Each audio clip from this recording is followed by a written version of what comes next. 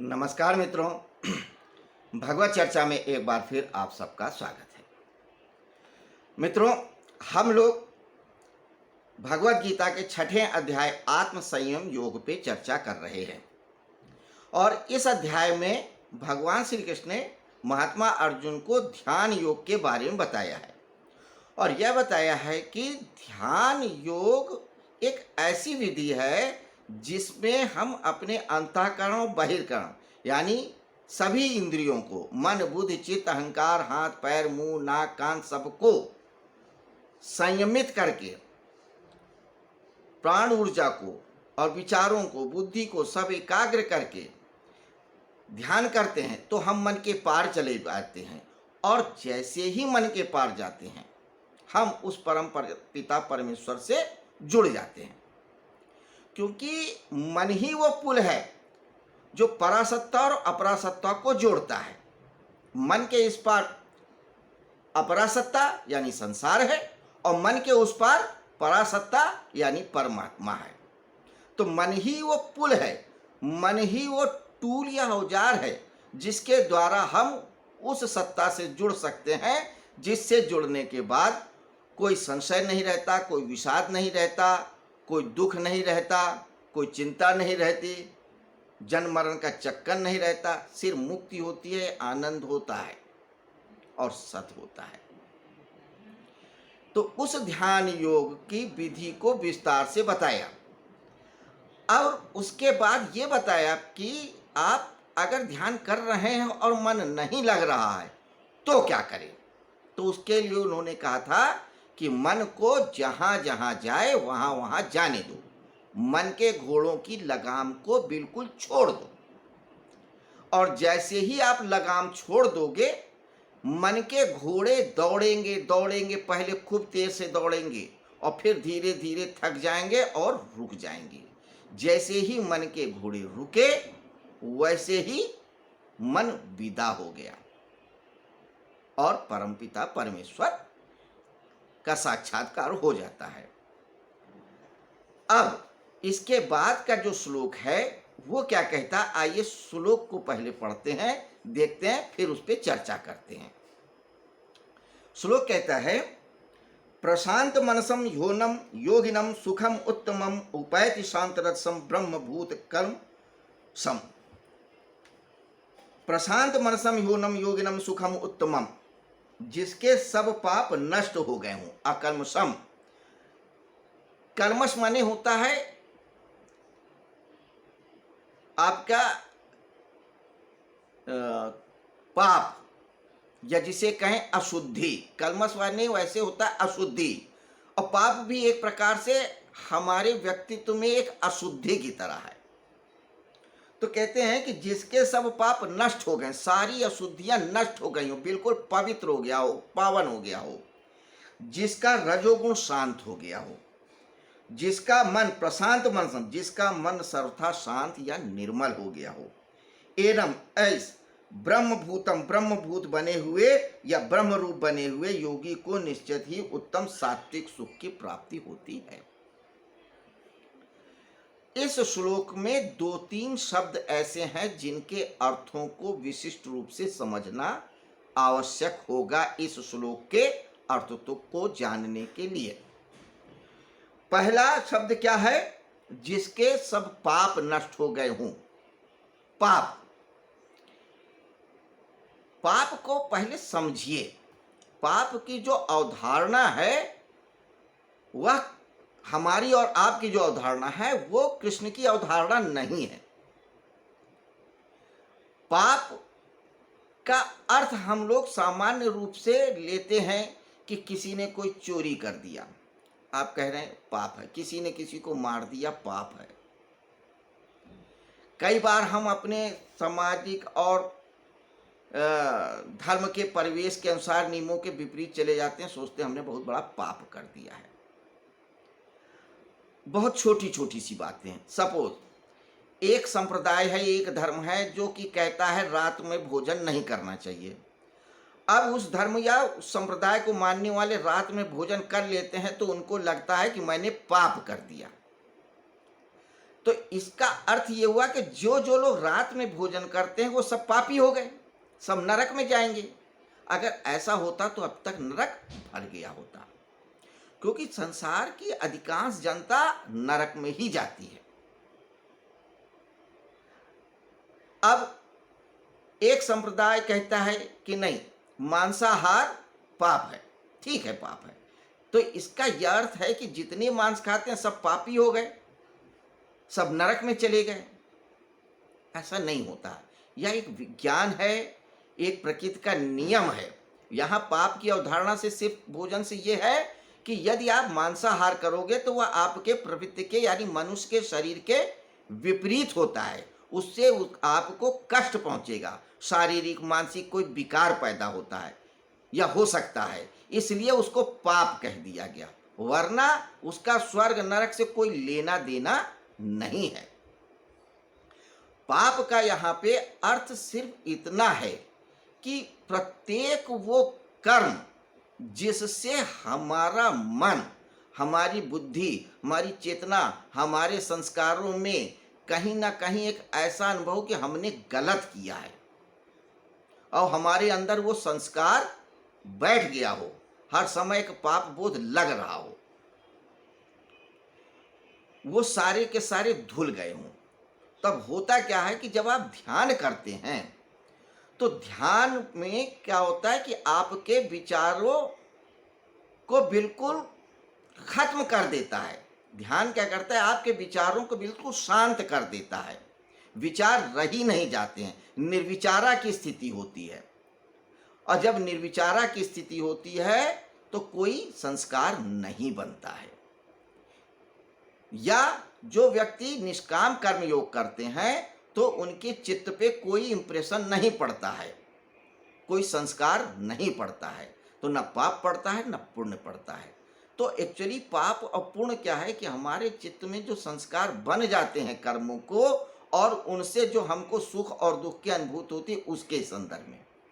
तो कहते हैं जो ध्यान में उतरता है तो उससे क्या होता है कि चित्त निर्मल हो जाता है। आज की विज्ञान की भाषा में कहें तो आपके का जो चित्त है वो हार्ड डिस्क है, आपके मस्तिष्क रूपी या आपके व्यक्तित्व रूपी पूरे शरीर का हार्ड डिस्क है। तो उस हार्ड डिस्क में जितने भी इंप्रेशन है, बिट बाइट्स प्रोग्राम के रूप में, सबको ये ध्यान फॉर्मेट कर देता है, बिल्कुल क्लीन कर देता है। तब आपके चित्त में कोई न पाप रह जाता है न कोई पुण्य रह जाता, बिल्कुल निर्मल होता है। तो ये उसी अवस्था की बात कर रहे हैं कि ध्यान योग के द्वारा जिसके चित्त रूपी हार्ड डिस्क की सारी स्मृतियां खत्म हो गई, सारी वृत्तियां खत्म हो गई हों, हट गई हों, उसकी बात कर रहे हैं। पतंजलि भी तो यही कहते हैं, योगस चित्त वृत्ति निरोधा। चित्त की वृत्तियों का जब निरोध हो जाता है तो वही योग हो जाता है। वृत्तियां क्या है, हमारे चित्त में हमारे अनुभवों के जो संस्कारों का जो इंप्रेशन पड़ जाता है वही वृत्तियां हैं। और वृत्ति शब्द बना है वृत्त से, यानी गोल गोल सर्किल। तो जो इंप्रेशन पड़ते हैं वो ऐसे बनते हैं कि उससे हमको पाप पुण्य का बोध होता है। तो कहते हैं यही कि ध्यान के द्वारा जब हम उन चित्त वृत्तियों को खत्म कर देते हैं तो चित्त हमारा बिल्कुल शांत हो जाता है, कहीं कोई हलचल नहीं रहती है। इसके अलावा उस ब्रह्म रूप बने योगी को निश्चित ही उत्तम सात्विक सुख प्राप्त होता है।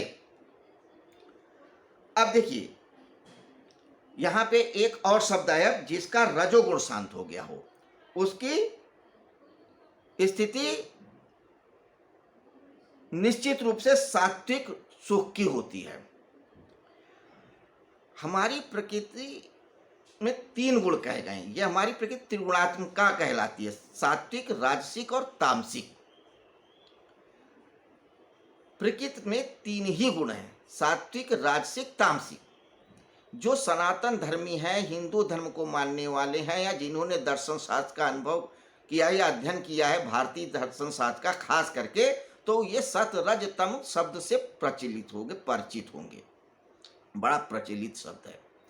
तो सत जो है वो बिल्कुल निर्मल तत्व है, शांत, ये कोई क्रिया नहीं करती, या कोई नहीं करता, क्योंकि जो परम सत्य का ही स्वरूप समझो सत्य को।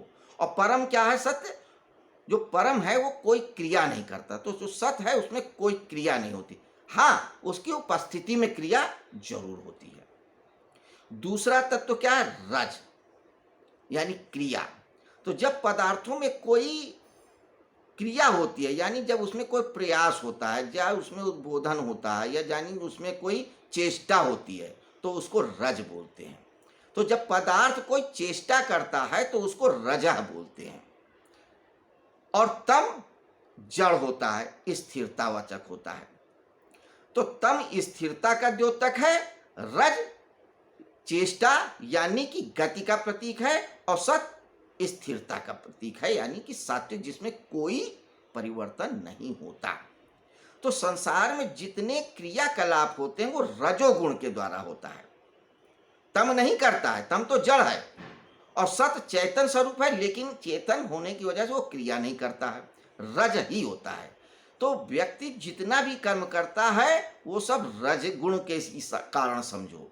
तो जिस व्यक्ति का ये रजोगुण शांत हो गया हो, यानी उसके अंदर कर्म करने का संकल्प खत्म हो गया हो, नए नए कर्म करने की उसकी प्रेरणा या इच्छा खत्म हो गई, ऐसा नहीं कि वो बिल्कुल आइडल हो जाता है, निष्क्रिय हो जाता है, आलसी हो जाता है, नहीं, नए नए संकल्पों को लेकर के कार्य करने की जो उत्साह रहता है वह नहीं होता है। एक संसारिक व्यक्ति कार्य करता है, उसे कोई उम्मीद होती है, मान मिलेगा, सम्मान मिलेगा, धन मिलेगा, पद मिलेगा, वैभव मिलेगा। लेकिन योगी कृष्ण जैसा व्यक्ति हमेशा कर्म करता है, लेकिन बिना किसी इच्छा के। तो क्योंकि उनका रज गुण बिल्कुल शांत हो गया है। तो जब मनुष्य का रज गुण शांत हो जाता है तो वह सत ही हो जाता है, सम पे आ जाता है। तम तो क्रिया करता ही नहीं है, लेकिन तम क्रिया कराता है रज के साथ जुड़ करके, और सत भी कराता है। तो जिसके रज गुण शांत हो गया है वो क्रिया नहीं करेगा, और जब क्रिया नहीं करेगा, जड़ तो करता ही नहीं है, तो वह सत में ही स्थित होगा। और सत में स्थित होगा तो यानी कि परम तत्व का संग होगा और उसी का साथ होगा, परम सुख ही होगा। तो जब सत रज तम तीनों गुण सम हो जाते हैं तो जो कुछ बचता है सिर्फ वह परम तत्व ही होता है, और इसी को कहते हैं समत्वम योग उच्यते, यानी सत रज तम तीनों गुण सम पे आ गए। तो ध्यान के द्वारा हम अपने मन बुद्धि चित्त को शांत करेंगे, इतना शांत कर लेंगे कि रज बिल्कुल शांत हो जाए, तो तीनों जो रज सब तम है सम पे आ जाएंगे, और जब सम पे आ जाएंगे तो आप ही योगी हो जाओगे। और जैसे योगी हो गए, योग में स्थित हो गए, योगारूढ़ हो गए, स्थित प्रज्ञ हो गए, आत्मज्ञानी हो गए। और जो आत्मज्ञानी हो जाता है, योगारूढ़ हो जाता है, स्थित प्रज्ञ हो जाता है, उसके अंदर कोई हलन चलन, कोई संशय, कोई दुख, कोई ताप, कोई भय नहीं रहता। तो इस श्लोक का शाब्दिक अर्थ ये है। देखिए, भगवत गीता के एक एक श्लोक अपने आप पे पूर्ण है। कई बार चर्चा पे हम लोग इस बात को जान चुके हैं। और एक बात और जान लीजिए कि हमारे यहाँ पुराणों में, देवी भागवत में और कई जगह कहा गया कि एक एक शब्द के 9 अर्थ होते हैं। शब्दार्थ होता है, भावार्थ होता है, नीतार्थ होता है, गूढ़ार्थ होता है, लोकार्थ होता है, व्यंजनार्थ होता है, बहुत तरीके के अर्थ होते हैं। तो इन श्लोकों में भी बहुत बहुत अर्थ है। अगर हम एक एक श्लोक के अर्थ पे जाने लगें तो एक एक भगवत गीता जैसा ग्रंथ बन सकता है। इतना विशद ज्ञान है एक एक श्लोक में। अभी तो हम सिर्फ इन श्लोकों के शब्दार्थों की बात कर रहे हैं, भावार्थ की, गूढ़ार्थ की, नीतार्थ की, व्यंजनार्थ की बात ही नहीं कर रहे हैं। इन श्लोकों में क्या ज्ञान है, क्या विज्ञान है, क्या अध्यात्म है, इसकी चर्चा ही नहीं कर रहे हैं, क्योंकि अभी हमारा उद्देश्य भगवत गीता के सभी 700 श्लोकों का एक सामान्य अध्ययन करना भर है कि श्लोक क्या है, उसका शब्दार्थ क्या है, उसमें मोटा मोटा रूप में क्या कहा गया है। एक बार जब हम सामान्य चर्चा कर लेंगे, फिर हम विस्तार से एक एक श्लोक, एक एक शब्दों में चर्चा करेंगे, उनके पूरे अर्थों पे जाने की कोशिश करेंगे। हालांकि मनुष्य के अंदर क्या क्षमता कि ईश्वर की वाणी के, ईश्वर के कहे गए श्लोकों के सारे अर्थों को खोल सके, नहीं, लेकिन कोशिश कर सकते हैं। और जब कोशिश करेंगे, ईमानदार कोशिश करेंगे, तो ईश्वर स्वयं उसके सारे अर्थों को खोलेंगे। और जब ईश्वर स्वयं अपने आप को प्रकट करेगा तो एक अलग आनंद होगा, एक अलग खुशी होगी, उसका कोई वर्णन नहीं है, उसका कोई मोल नहीं है। तो मित्रों, अब हम लोग कल दूसरे श्लोक के या अगले श्लोक पे चर्चा करेंगे। आज के लिए बस इतना ही। आप सब लोग इस कोरोना काल में स्वस्थ रहें, प्रसन्न रहें, आनंदित रहें। जरूरत पड़े तभी घर से बाहर निकले। यहीं पे हम आज की चर्चा समाप्त करते हैं। शुभ रात्रि, गुड नाइट। कल फिर मिलेंगे इसी जगह, इसी वक्त, इसी तरह से। नमस्कार।